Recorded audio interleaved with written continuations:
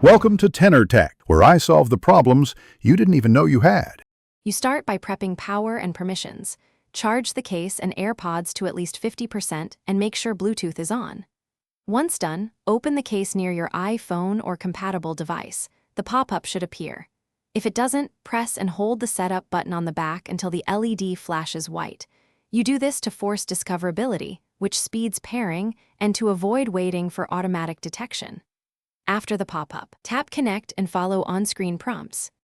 Once paired, you customize controls so the AirPods work the way you want. Go to Settings, right arrow Bluetooth, right arrow AirPods name, and assign double tap or press and hold for play/pause, Siri, or next track. Make sure to set microphone behavior and enable automatic ear detection. This conserves battery and routes audio correctly. Then test by playing music, making a call, and removing one bud to confirm pause. If you notice imbalance, swap left/right settings and recheck fit for better sound and mic pickup.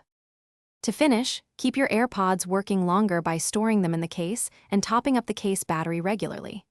If charging or connection issues occur, clean the charging contacts and reset the AirPods. Hold the setup button until the LED flashes amber then white and repair. Make sure your phone's OS and firmware are up to date. Compatibility fixes reduce hiccups.